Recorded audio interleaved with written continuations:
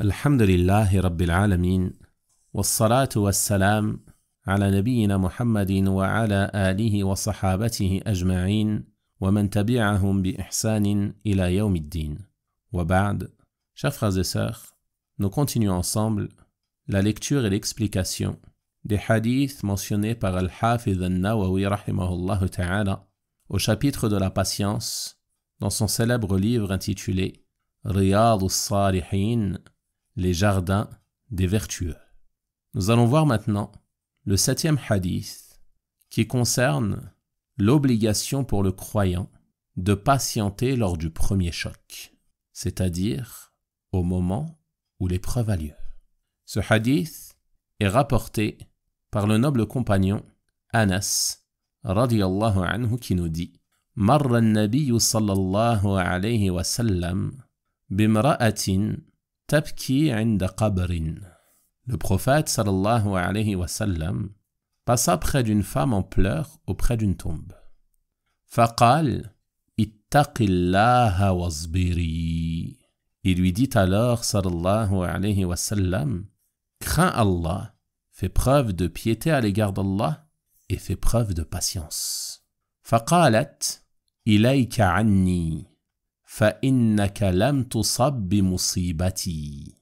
Elle lui dit alors, laisse-moi, éloigne-toi de moi, tu n'as pas été atteint par mon malheur. وَلَمْ تَعْرِفْهُ. Et elle n'avait pas reconnu le prophète sallallahu alayhi wa sallam. فَقِيلَ لَهَا إِنَّهُ النَّبِيُّ صلى الله عليه وسلم. On lui dit alors qu'il s'agissait du prophète sallallahu alayhi wa sallam. فَأَتَتْ باب النبي صلى الله عليه وسلم فلم تجد عنده بوابين. Elle se rendit alors à la porte du prophète صلى الله عليه وسلم à laquelle elle ne trouva aucun portier. فقالت لم أعرفك. Elle lui dit alors, je ne t'avais pas reconnu. فقال إنما الصبر عند الصدمة الأولى. Il lui dit alors, la patience est celle qui se manifeste lors du premier choc. Muttafaqun alayh. Ce hadith est rapporté par les imams Al-Bukhari et Muslim, rahimahumallahu ta'ala.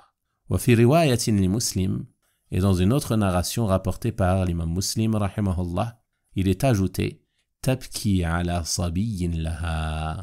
Elle pleurait l'un de ses enfants. C'est-à-dire que la raison de ses pleurs était la perte de son enfant qui était enterré dans cette tombe.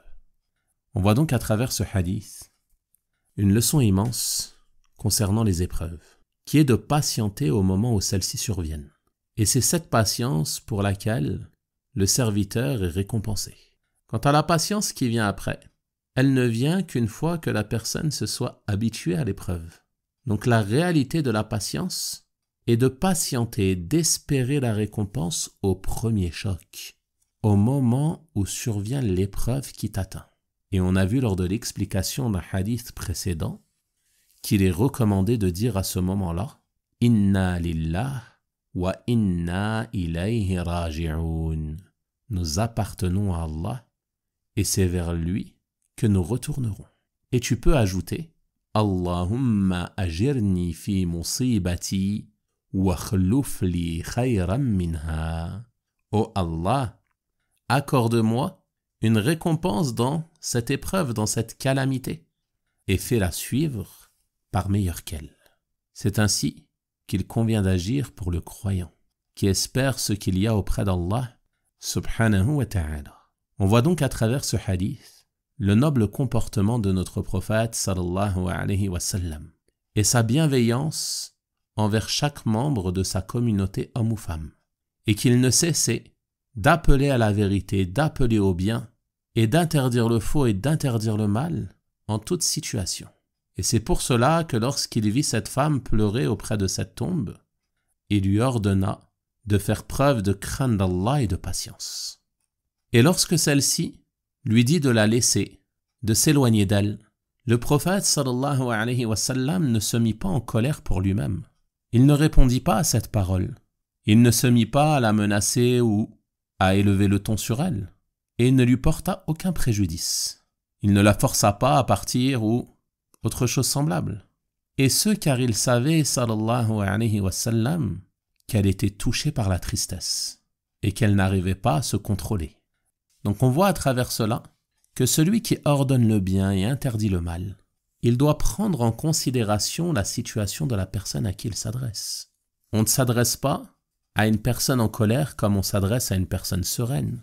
On ne s'adresse pas à une personne joyeuse comme on s'adresse à une personne remplie de tristesse. Et ainsi de suite parmi les éléments à prendre en compte. Et lorsque tu ordonnes le bien et que tu interdis le mal, tu dois patienter sur les préjudices que tu peux subir. Il se peut que lorsque tu conseilles quelqu'un et que tu l'exhortes, cette personne te réponde mal, qu'elle ait un mauvais comportement envers toi. Mais tu te dois de faire preuve de patience. Et tu as un excellent modèle à suivre en notre prophète Muhammad sallallahu alayhi wa sallam à travers ce hadith. Regardez cette belle exhortation qu'il adresse à cette femme. Crains Allah et fais preuve de patience. Ceci est une parole de vérité. Ceci est une chose qui lui incombe à cette femme, ainsi qu'à l'ensemble des musulmans de craindre Allah et de faire preuve de patience. Malgré cela, elle ne lui a pas répondu d'une bonne manière. Mais le prophète sallallahu alayhi wa sallam a patienté et il n'a pas répondu à cette parole. Bien que l'obligation pour celui à qui une telle parole est adressée est d'accepter la vérité, même s'il ne connaît pas celui qui lui a ordonné. Nul doute que craindre Allah et patienter est une parole de vérité, est une chose qui incombe à chaque musulman et à chaque musulmane. Donc peu importe la personne qui t'ordonne cela, si ce conseil t'est adressé, tu te dois de l'accepter même si tu ne connais pas celui qui te l'adresse, car tu sais que c'est la vérité. Et c'est pour cela que les gens de science ont mentionné que la réaction de cette femme ici est une réaction blâmable, car elle n'a pas accepté dans un premier temps ce conseil et cette exhortation qui lui était adressée. Mais elle l'a accepté lorsqu'elle a su que celui qui lui avait adressé ce conseil et cette exhortation était le messager d'Allah, sallallahu alayhi wa sallam. Et ceci est une erreur, car la vérité est acceptée, peu importe celui qui te la fait parvenir. Car il incombe aux musulmans et à la musulmane d'accepter le rappel lorsque celui-ci est vrai, sans se soucier du rang de la personne qui nous l'a adressé. Et ce point-là, en réalité, il est d'une grande importance. Car combien sont ceux parmi nous à refuser le conseil lorsqu'il vient, par exemple, d'une personne plus jeune qu'eux, ou avec moins de science qu'eux, ou d'une personne qu'ils ignorent. Et si ce même conseil est adressé par une personne plus âgée ou une personne d'une certaine notoriété, alors ils s'empressent de l'accepter et même de le propager. Alors que la vérité n'est qu'une, peu importe celui qui la prononce. Également, on voit à travers ce hadith que si la personne se trompe par ignorance, c'est-à-dire par ignorance d'un jugement religieux ou l'ignorance d'une situation, alors celle-ci est excusée. Et la preuve à travers ce hadith est que le prophète sallallahu alayhi wa sallam n'a pas blâmé cette femme pour ses paroles, mais il l'a excusée en raison de sa situation et du fait qu'elle ignorait que c'était lui, sallallahu alayhi wa sallam.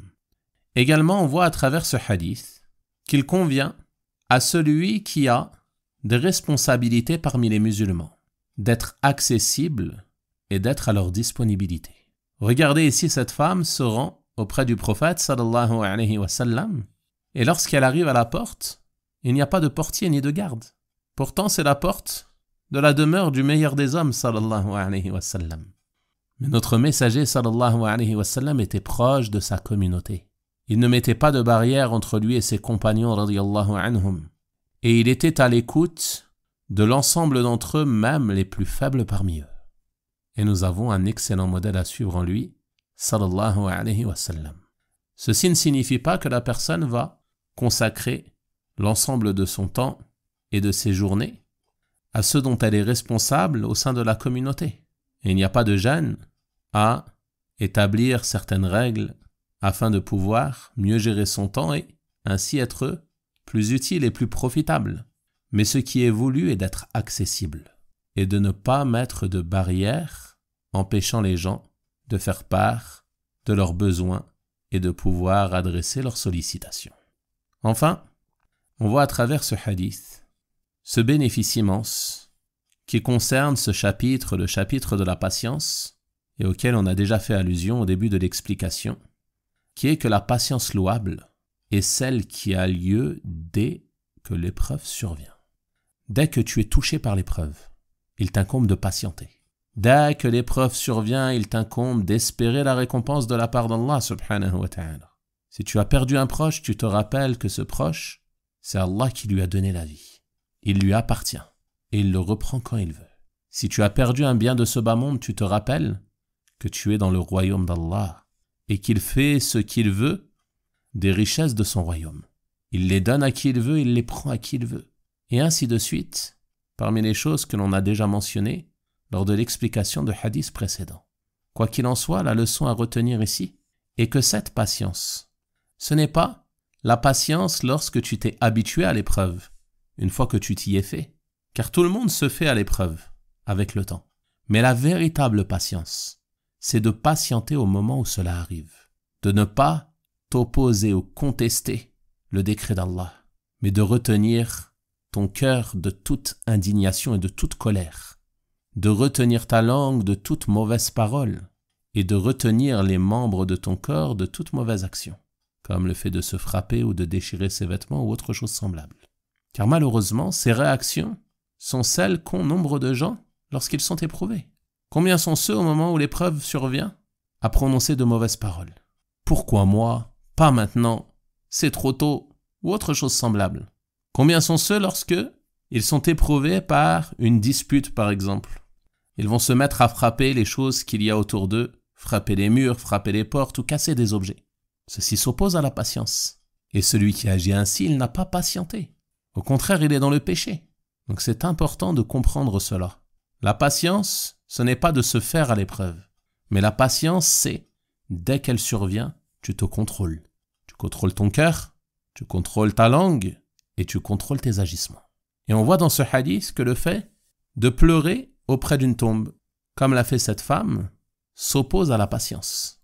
Et ce qui est visé par cela, ce n'est pas les pleurs au moment de l'enterrement, au moment de la mort. Mais ce qui apparaît à travers ce hadith, c'est que cette femme s'est rendue auprès de la tombe après cela. Et c'est cela qui s'oppose à la patience. Car le prophète sallallahu alayhi wa sallam lui a dit « Crains Allah et fais preuve de patience ».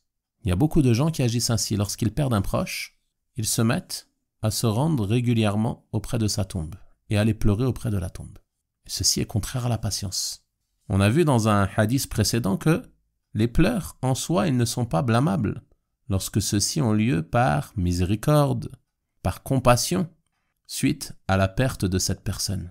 Mais le fait de pleurer et de se rendre de manière répétitive auprès de la tombe de cette manière, ceci n'est pas une chose louable. D'autant plus concernant la femme, à qui il est interdit de se rendre dans les cimetières, en raison justement de ce manque de patience. Et celui qui veut être utile à un proche décédé, il n'a pas besoin de se rendre auprès de sa tombe. Mais si tu veux lui être utile, invoque Allah en sa faveur, même lorsque tu es chez toi, même lorsque tu es à la mosquée, et ainsi de suite. Tu n'as pas besoin de te rendre régulièrement auprès de sa tombe. D'autant plus que le fait de te rendre de manière répétitive auprès de cette tombe va te mener à sans cesse avoir en tête cette épreuve et la perte de ce proche, et à ne jamais oublier cette calamité. Alors que le mieux pour la personne est de passer à autre chose et de ne pas oublier ce proche décédé en invoquant sans cesse en sa faveur, afin qu'Allah subhanahu wa ta'ala lui efface ses péchés et les lève en degrés, et ainsi de suite parmi les invocations qui lui seront profitables, incha'Allah ta'ala. Ceci était donc quelques leçons à tirer de ce hadith. Walhamdulillahi Rabbil Alamin.